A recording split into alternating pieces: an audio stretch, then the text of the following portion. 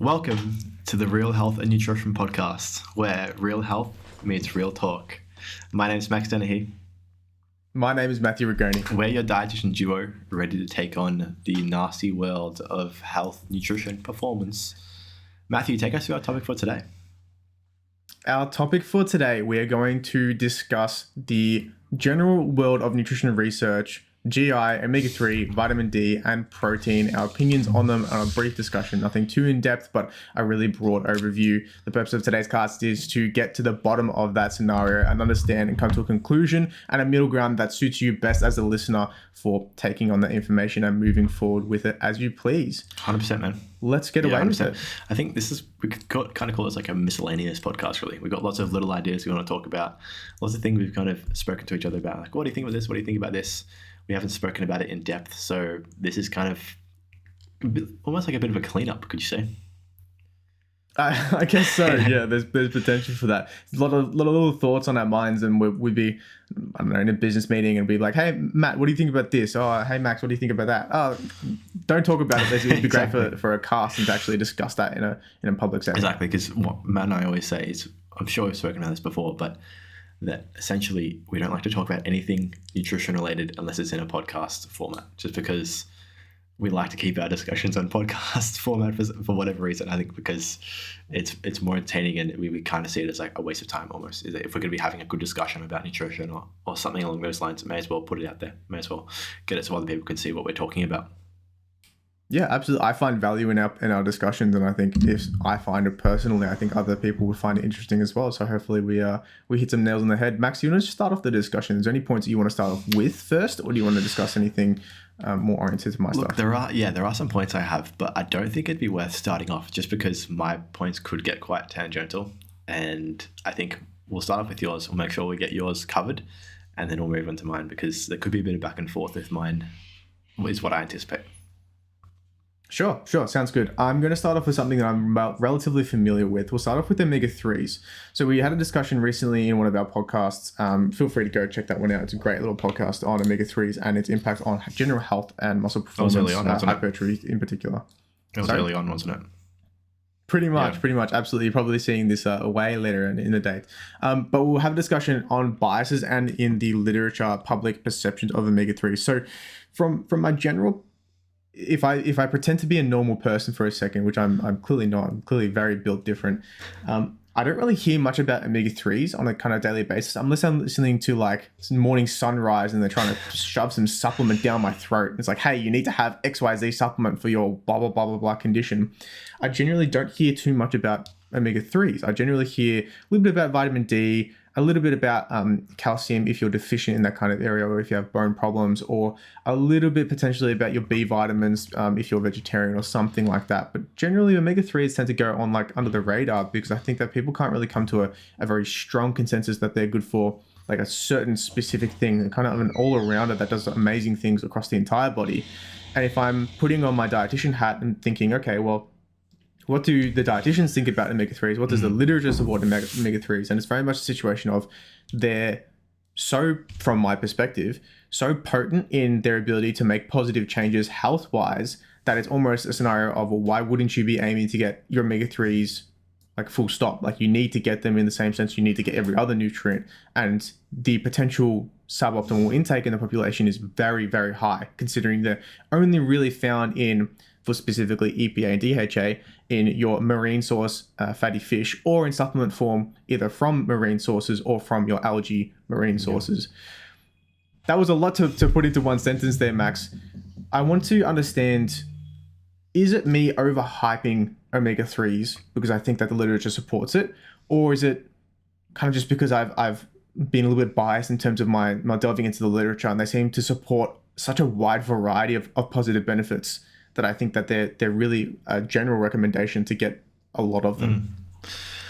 I think one of the things that you need to be careful about, and this isn't you specifically, this is everyone really, and it's really hard to know what to stay right with essentially. And what I mean by that is that in nutrition, there are so many phases, there are so many fads, and whilst we're kind of the people who like to go and dismantle a lot of the fats, really, at the end of the day. That's a lot of what we talk about, we also need to make sure that we're not being subject to it too.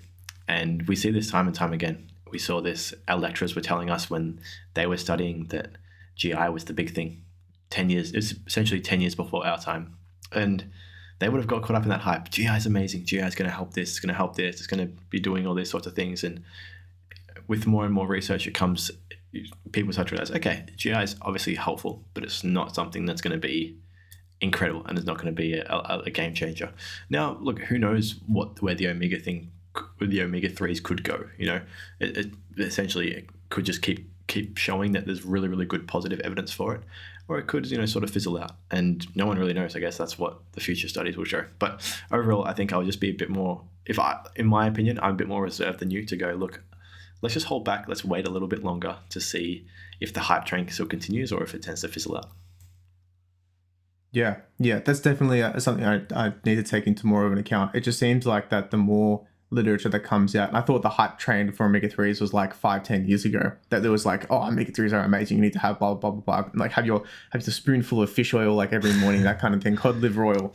I'm like, okay, that's a bit interesting to say, to be putting down people's throats. It sounds like a fad when you're saying, hey, you need to have a cod liver oil, or they are amazing from a nutrient perspective. It's true, but it's that kind of rings off the alarm bells. I'm like, all right, well, what's actually backing up this information? And it seems to be, there's benefit from cardiovascular perspective, there's benefits from neurological perspective, especially with early onset Alzheimer's dementia, in terms of symptom management. I saw a recent study published for PCOS and acne, which was insane to me. It reduces the severity of acne related to PCOS fluctuations. And it just seems like it's very much a situation of if there's any systemic inflammation, it helps with that kind of situation.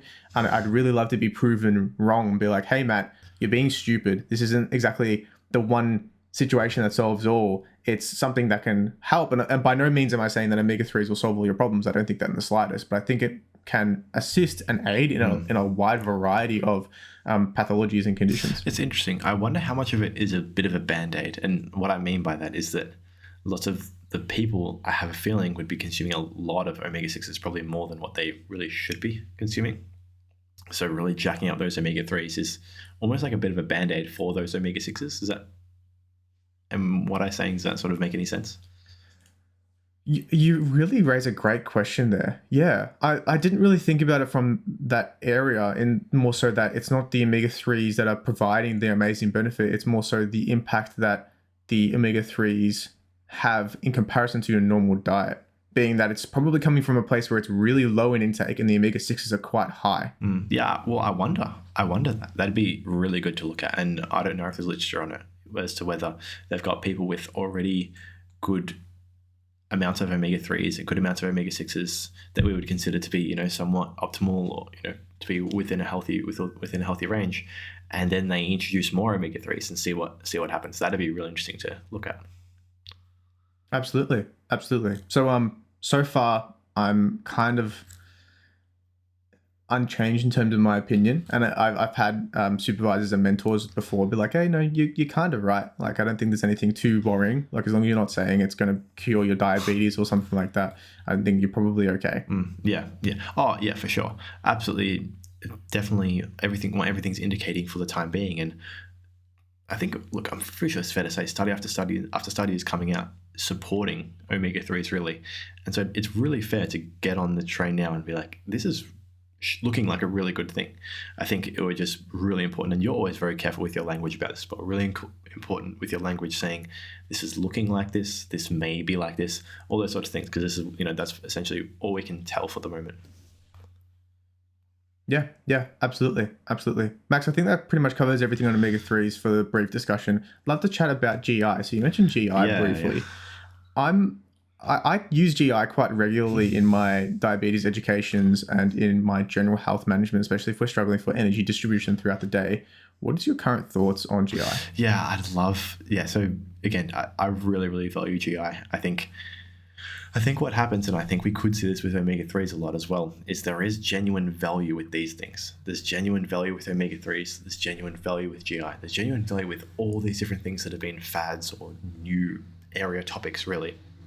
But what happens is, because the pendulum swings so severely as to this is the be all and end all, this is amazing, this is the most incredible thing, when people start to realize, oh, actually, maybe it's not all that. It's not perfect. It's not the one-stop shop solution. The pendulum just swings the other way. And then people go, nope, useless. Don't even bother. Just chuck it out. We'll get on to the next thing. And then there's the next thing that's amazing that comes along. But there is genuine value with these things. So it's not that they're neither incredible, amazing, and they're not god-awful and useless and a waste of time. I think we start with BMI as well, you know.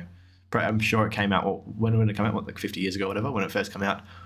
Something like that. Oh my God, this is going to save everyone. And then the pendulum just swung the other way. So I think it's important to be aware of that. It's important to acknowledge that's human nature.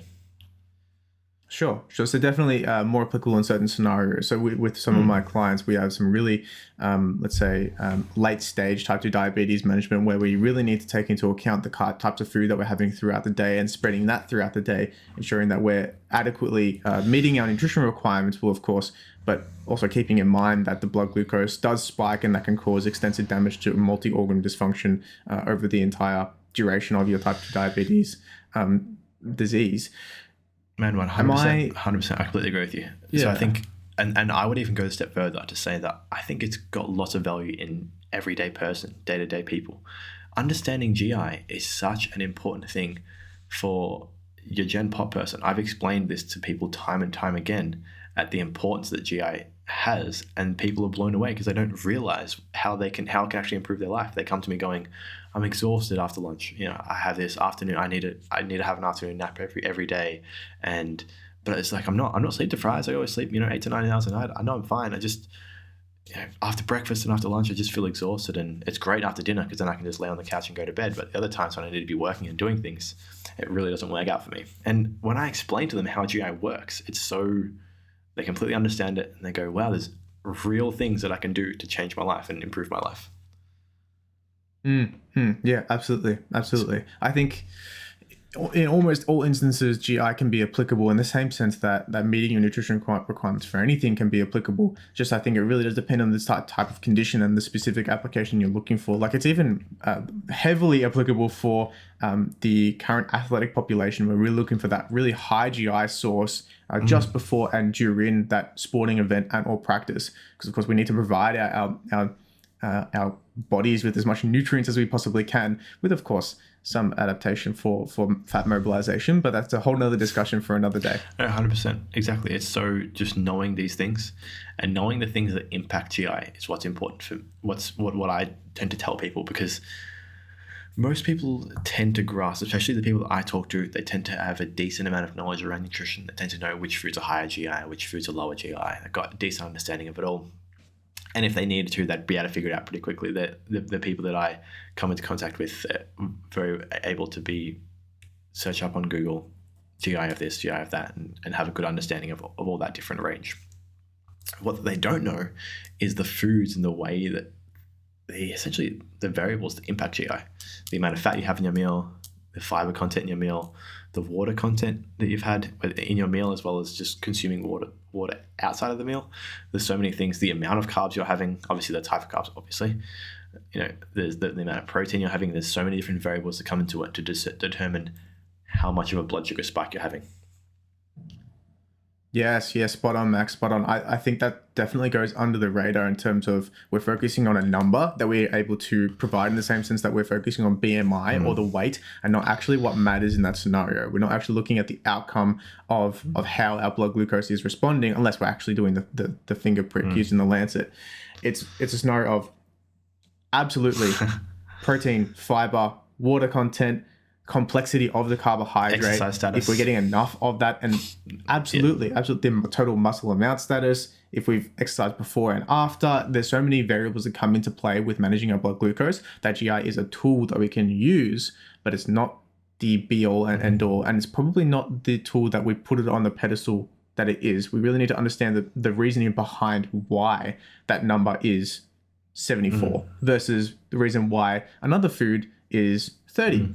Huge differences and implications, especially if we get focused on GI as a whole. We really don't talk about the super low GI foods because, of course, we don't need to really be aware of them as much, being pretty much you're predominantly protein completes or your completely high fat meals kind of get swept under the rug from where I'm sitting over here. Do you find that's pretty similar in terms of that conversation with your clients, Max? 100%. I completely agree. And that's exactly what I'm always thinking in my head is that I wish you just learnt this instead of learning this, because this whole time you've been focusing on types of carbohydrates and the attention's been in the wrong area. The attention should be that, okay, look, if I'm going to have something that's a carbohydrate with a bit higher GI in it, and I do want to be, I'm a diabetic patient. I've had many diabetic clients in my life.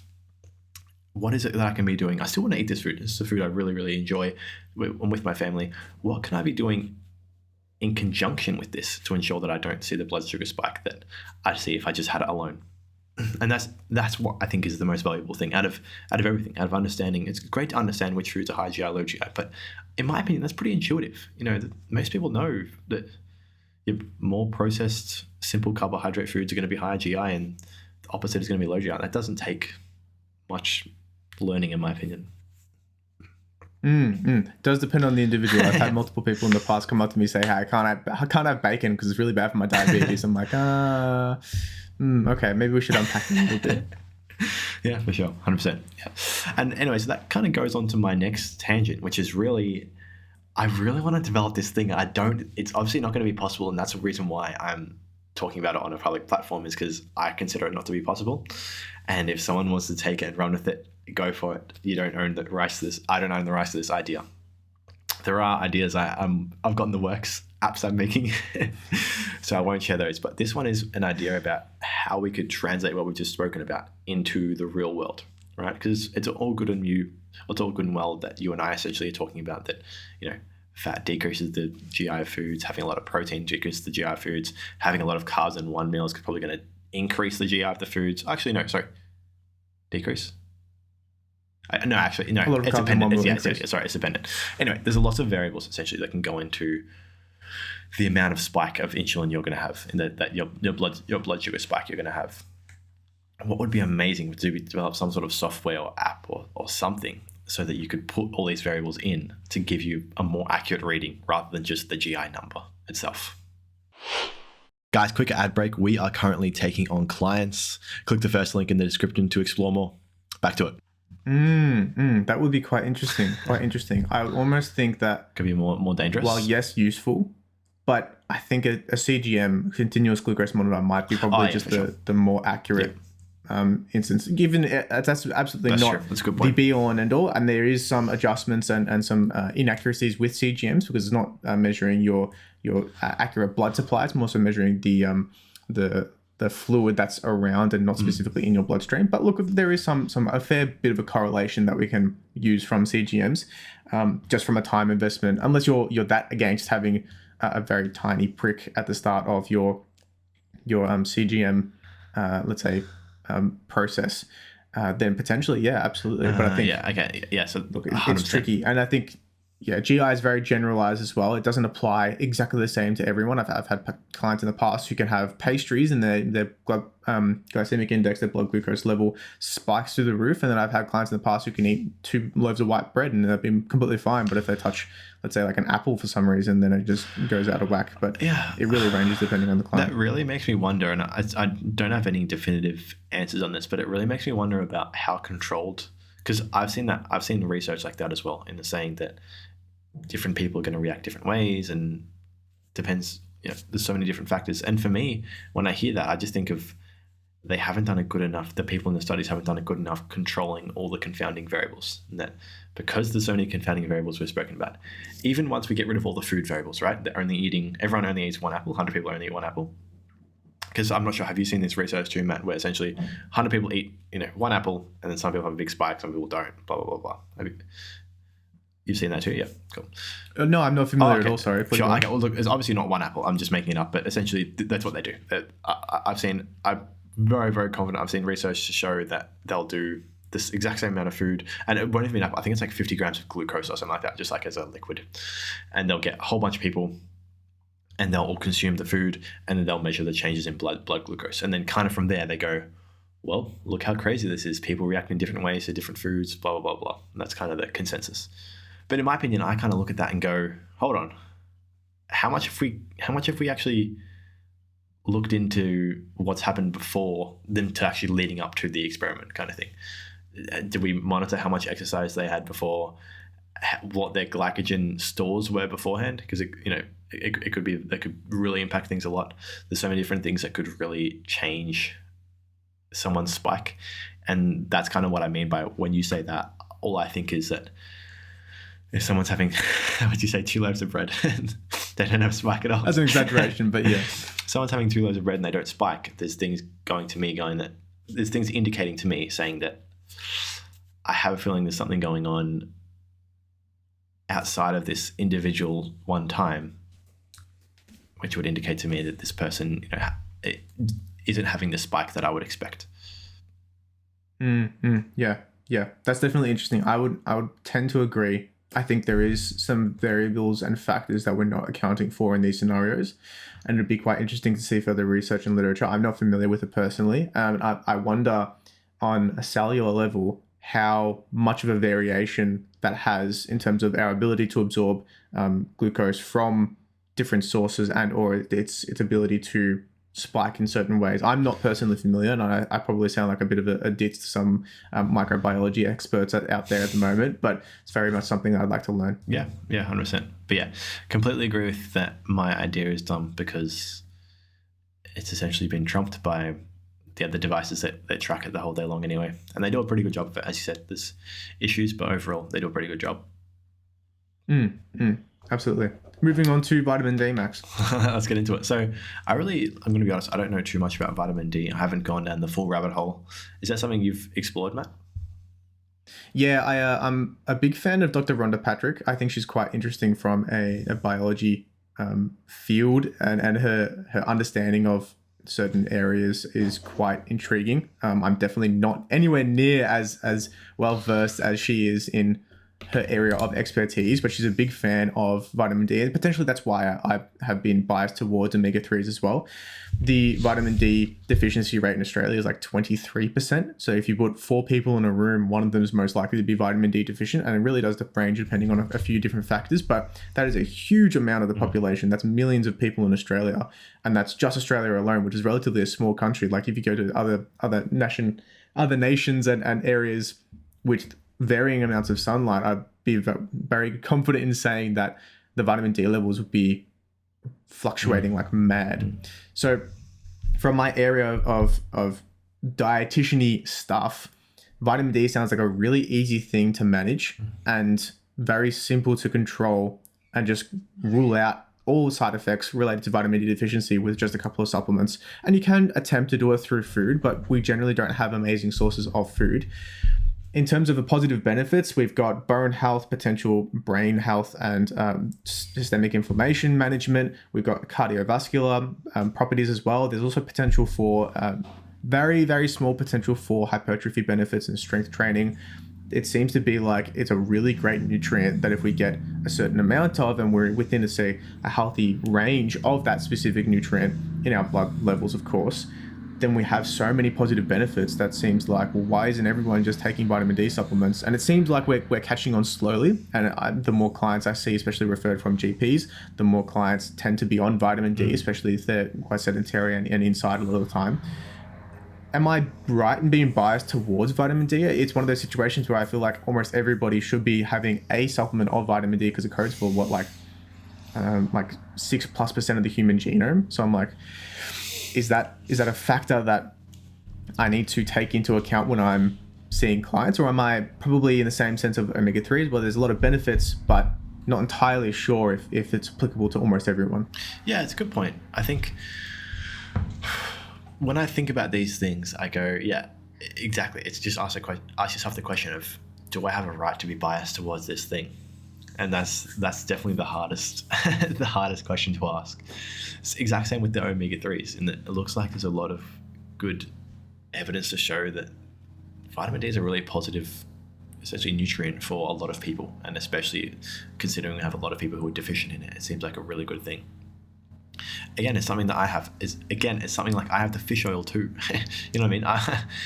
I'm more than happy to argue against the fish oil and argue against it, just like I'm happy to argue against the vitamin D in terms of people taking copious amounts of vitamin D. But for me, I think it just really comes down to for example, the fish oil, I'm just not someone who is able to realistically eat my 2 to 3 serves of fish per week. That's just not something that I tried doing it for a long time, and I just would always forget. I'd always go, it's been 2 to 3 weeks since I've had fish. And it's fine to just accept that, okay, I'm going to have to make this concession here. Of course, I'd prefer to be eating fish, but at the end of the day, if I forget, and it's just not something that I'm naturally doing on my, by myself, really, then I've got to change, and I've got to find a realistic solution to that.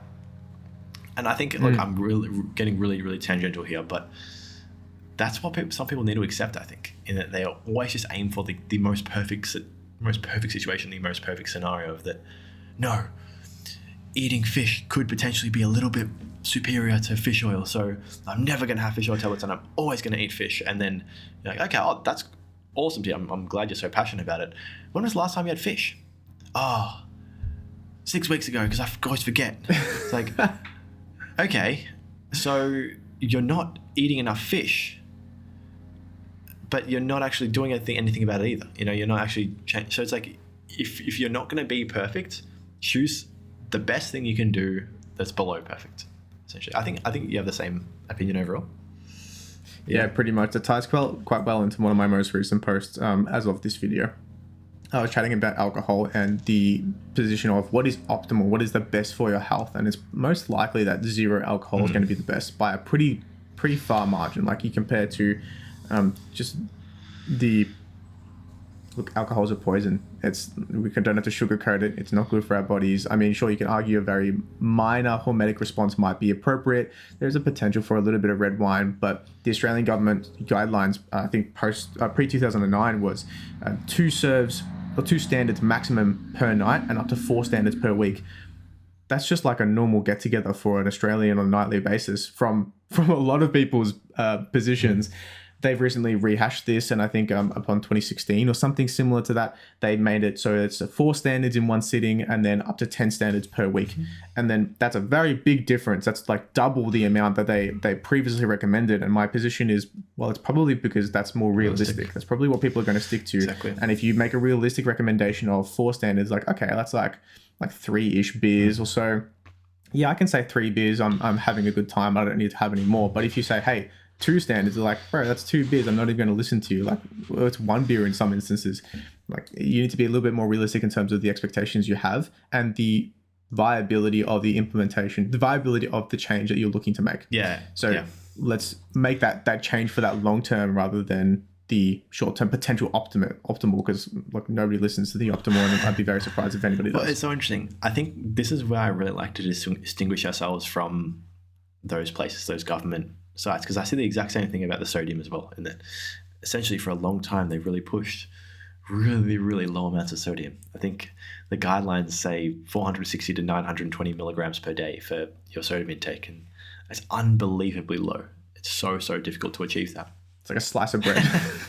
And it's super duper low. And essentially what they've done is they've decided, okay, we're going to go about this on a new approach. We're going to say, instead of just putting that out there, that 460 to 920 is a thing, they will just say the suggested daily target now is 2,500 milligrams a day, which is a lot more achievable and manageable. Yeah. So there's a lot of people, as you were saying, Matt, there's a lot of people that would have seen the 460 to 920 and go, fuck that. Like, you're dreaming, and then just kind of just go blow it off and not even care. But with the 2,500, there's going to be a lot of people that see it and go, okay, man, yeah, like I'm going to try my best. I'm going to push to try and get to that range that they're after. The dietary guidelines suggest.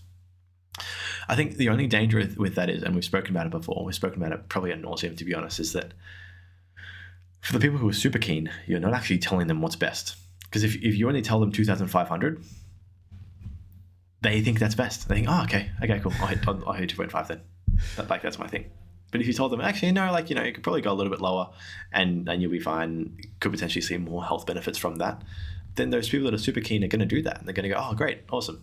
I'll do that then. And I think that's where I think we like to differentiate ourselves, really, in that we like to explain to people that this is what's best if you're keen, and if you're like 99.9% of the population, like me and Matt, you're going to find yourself somewhere in the middle. Yeah, absolutely. And that's exactly what I do with the vitamin D, is that I realize, of course, dude, if I was a billionaire, there's no way I'd take vitamin D tablets. I'd be out in the sun 100%. I'd get my sunshine. I get my vitamin D through the sunshine, but I just don't do that.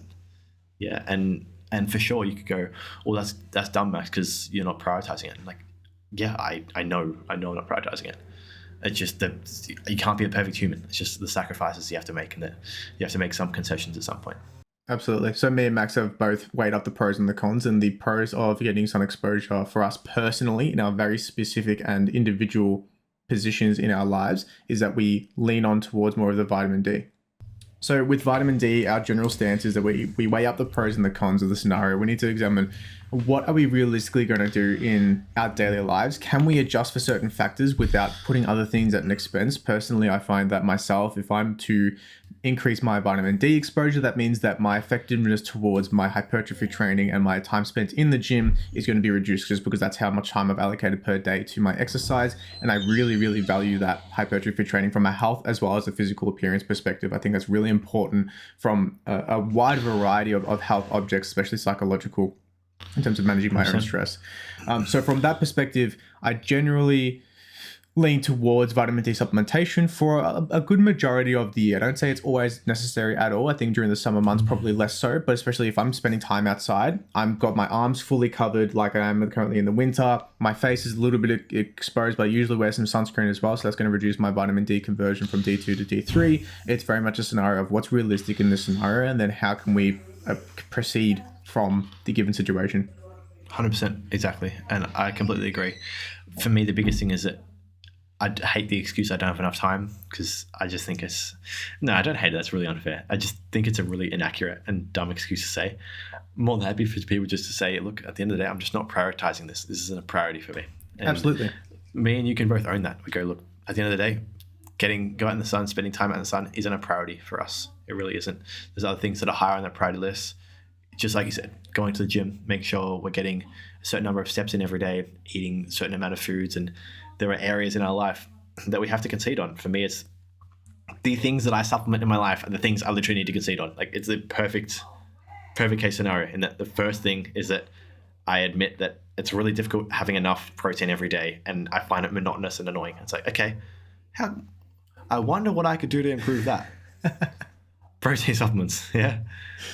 I find it really hard to get in the sun enough every day, especially living in Melbourne when there's a lot of days where there's just not enough sun. And you need to, I think on the days, what is it, Matt? What are the recommendations when it's overcast? It's like 40 minutes, 60 minutes, something like that, to get out. 90 minutes even, is it? Something like that, with a good amount of your skin exposed too. So that's short sleeve, which is not going to happen. You're freezing. Just out in the sun, yeah. That's not a priority for me. Same as the fish. Now, the fish is the biggest one. We like, brah, that's dumb. But it's just like, you're not me, it's just what I chose to do, kind of thing. And it's much better to be realistic and choose something rather than pretend like you're some superhero and some perfect person that is trying to do everything absolutely perfectly when there's only 24 hours in a day.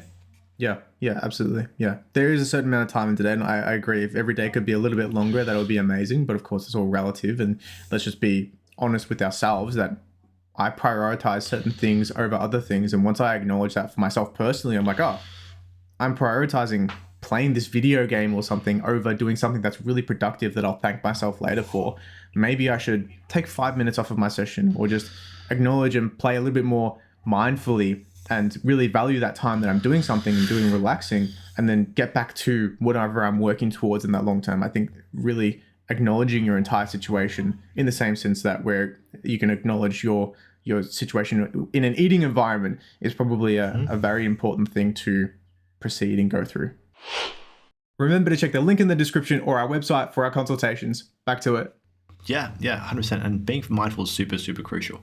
In that, we were speaking about this the other day, Matt, the importance of mindfulness. And I think the biggest thing for us is we're discussing, because I sort of came to him, I was like, why is it that, because, with a lot of these things, Matt and I, we're not experts in every single area. We have very specific domains that we would consider ourselves to be very knowledgeable in.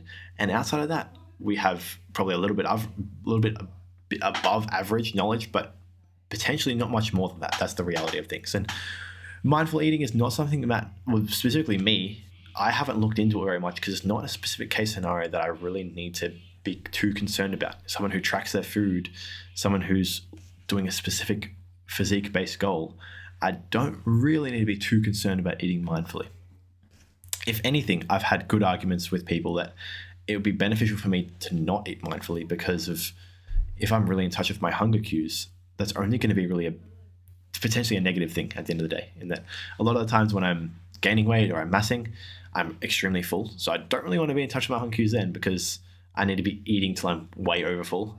And then the opposite when I'm dieting, in that if I'm not really in touch with my hunger cues, that's kind of a good thing, because I'm probably hungry a lot of the time, and it'd be better if I wasn't. Better if I was just kind of living in an oblivion world. So anyway, that's really, really besides the point. What I asked Matt, which led to a very short but interesting discussion, was about why is it that when people are sitting at a dinner table and they're having dinner together, that's considered good mindful eating because you're around your family, friends, and you're having a meal together. But if you were to watch a YouTube video, that's not. I thought that was such an interesting question. And my immediate response was, well, like, it's completely different. Like, it is different. Like, there's the different scenarios. And I pretty much follow similar, but I think it's worth exploring as to why my opinion is they are different in some areas. So they are, exactly. Yeah. I know personally, if I'm watching TV or if I'm watching YouTube or something, anything super entertaining to the point where it's designed to keep your attention and never let it go. It's to strangle your attention, keep hold of it and strap it down to the table. It's not going away. Personally, I find that if I'm doing something that requires that much attention from myself, everything else seems to fade away in the background. That's kind of the reason why we look for those things. It's an escape from reality. And I don't mind if it's a book or if it's a TV or a video game or exercise, for instance. Those specific scenarios blur out everything else that's stressing us out in our lives. And it's important to acknowledge that as a whole. In the same sense, you can have a conversation with someone and you can be driving, or you can have a conversation and you can read a newspaper like they used to do back in the day, and you can have a conversation and scroll on social media. We have a certain amount of attention that we can give certain objects. Conversations, depending on the mental capacity required, can often be or often allow for a little bit extra attention to go to something else. I find in a family setting, you're often not talking about in-depth political discussions or how the economy is going or your views on a certain philosophical area. It's very much a conversation of, how was your day? Yeah, right. Not too bad. Yeah. Got a bit busy. Did a couple of things. Yeah, it was good. Next bite to eat. Think about the bite to eat. We have that time to discuss and time to acknowledge. But then again, we need to really take a step back and sit down and, okay, well, what is our family environment like? Do we have those in-depth discussions where our dad is a PhD doctorate that has 20 PhDs and is world-renowned in terms of his ability to think like an absolute madman? Or do we have someone else who is completely emotionally charged and has a lot of things to get through and have in-depth discussions and requires that full attention? Well, it might not be the best to focus on that mindful eating because it's not applicable during that time. It's a scenario of, can we do it realistically, and is it the environment appropriate for it? Yeah, it's interesting because when I was thinking about it, I could think of three big things, and you just listed off one of them there, which was that a lot of the times when we're having discussions around the dinner table, it doesn't tend to be extreme in-depth conversations like you would get with a YouTube video or a movie or something like that. It's not that extreme full attention. Everything is only thinking about that, and like you're literally just like brain rot watching there. And you've got no idea what's going on outside of anything else. Because that essentially is what happened, just like what you said. The two other things I was thinking about was the first one being that the conversations around the dinner table also tend to focus on the dinner, which you don't get from YouTube and the movies. Someone will make a comment, oh, this dinner's really yum. Oh, I love the way this tastes. Thanks so much for cooking dinner. And all those times you're reminded, you're brought back. I'm eating dinner. This is what I'm consuming, and you're very, very mindful about what's going on. That's the second one. And I think that's a really, really important one. That if you could like literally watch your YouTube video, and every 30 seconds there's just a thing that would flash, and someone would say, that would probably be significantly better than just watching the YouTube video itself. And the final thing would be you're engaging, in that you've got to take time. You've got to take time to pause, speak to other people, converse, and that isn't just. There's actually a bit of a break in there at some point. And I think they're the three biggest things that, for me, distinguish it. Because at face value, when we look at it, we go, oh, wait, essentially all we're doing is we're swapping out a person that's our entertainment for a screen. We go, what's the harm, right? It's the exact same thing, but it's obviously not. Yeah. That time aspect, I think, is super important. I think we underappreciate how much time has an impact on our ability to register those hunger cues from our own stomach. So if we're smashing something down as quickly as possible, I'm not thinking in the slightest if I'm hungry, if I'm satiated, if I'm full. It's, can I get this food down faster? Can I swallow faster? Realistically, I don't do that very often, but there are odd occasions where I'm just destroying whatever is in front of me. And having that time to sit down, have a response to someone, that as a byproduct allows us and our gut brain access to feel connected to our stomach, to realize, are we actually hungry? Are we satiated? Are we going through with that process? Are we acknowledging those hunger cues, which is extremely important? And I think probably my last point here, Max, I'd love to touch on, not all home food environments are good. Sometimes they can be quite disruptive, and sometimes they can create a relationship with food that's not favorable for our long-term health and our mental health. And I think it's important to acknowledge that. And small comments from parental figures can have huge impacts on our ability to consume food and our perception of food. And potentially having that conversation with your parental figure or guardian can really have a really great impact for that long term. Hopefully, if that's possible on the table. I know there's a lot of scenarios where you have almond mums who are just not open to that kind of discussion in the slightest and don't comprehend anything along that manner, in that sense that you probably need to see a professional dietitian and or food-oriented psychiatric therapist or something similar. It's important that not all situations are created equal. And we need to acknowledge that sometimes if we think one way, family time is good to have food, not always. There's nuance in that situation. 100%. And we've spoken about it in our previous podcast, Matt, that this is those young ages are where your food habits really are built. And we know how everyone's experienced how difficult that habit can be to break. And I'd say food habits would be right at the top of that list. So that it doesn't need to be over-exaggerated or explained as to how difficult those food habits are to change. And that can be something that can be changed when, you're more malleable and younger. Yeah. 100%. But yeah, exactly. And it'd be interesting to speak to someone who knows a lot about it, who's really supportive of mindful eating. They've done their research to go, what do you think would be better, to sit alone and be 100% mindful with your meal, distraction free, or sit with other people? That'd be an interesting conversation to have. Very interesting. I've never really thought about that. Generally, I would recommend that for some people who have never tried it. I think it's almost an eye-opening experience, especially for myself, where I'm constantly distracted or working away or watching YouTube or whatever it is, taking on information, sitting by myself and really acknowledging the food, thinking about my day, processing my thoughts, in the same sense that you probably need to do that before you go to sleep, so that mind's not running like an absolute marathon when you're just laying there trying to go to sleep with your eyes shut, like grinning closed. That's a whole nother discussion to have, maybe a little bit of a sore point for myself. But yeah, absolutely. I'd love to see any potential research on that. And if there's, I don't even know how that would be done. That's a whole nother discussion for another day. That'd be super interesting. Yeah. Well, again, all these things, it's not perfect. These aren't perfect experiments. They never are, these studies. That we've got pretty good indication and a very good theoretical evidence, at least, pretty good hard evidence as well, to show that mindful eating is superior in a lot of facets that people want to achieve, really. Ability to have better understanding with their hunger and fullness cues, and the list really does go on and on. But it'd be interesting to see beyond that, because once you learn about mindful eating, which we have done a little bit, there's that extra step which can take you to be like super mindful, to go become even super crazier. mindful. Yeah, that's great.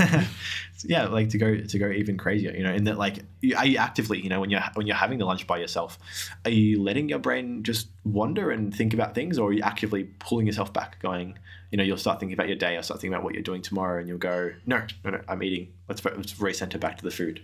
Those sort of things would be so interesting to look at and to speak to someone who knows a lot about it, because at the end of the day, this is all going to be speculation, and if we're speaking to someone who knows a lot about it, I'm sure their speculations are going to be a lot more accurate than ours. Yeah, absolutely. I think I'll put my opinions for pause then, Max. Let's say we finish up. 100%. Let's do it. All right. Thanks, guys, for listening. Appreciate it. Cheers. Bye. Thank you so much for listening to the Real Health and Nutrition podcast. The sponsor of today's show is you. You support this show by listening and using our services of dietitian consultations and performance coaching. We offer in-depth one-on-one consultations to help you achieve your health and performance goals. Any random bloke online can give you a generic meal plan where we here at Real work collaboratively with you to reach your goals, making you feel heard and including you in your journey's planning. Our service offers tailored advice and can accompany meal plans and/or realistic nutrition strategies, which can be booked via our website, www.recoveryexerciseandlifestyle.com. That's www.recoveryexerciseandlifestyle.com. Just a quick disclaimer, this podcast is for education, information, and general entertainment purposes only and does not constitute the practice of medical nutrition therapy or healthcare of any discipline. The content discussed in this podcast is not intended to be a substitute of professional medical advice, diagnosis, or treatment. Please review our terms of use via our website. Thank you so much, everyone. Have a great day.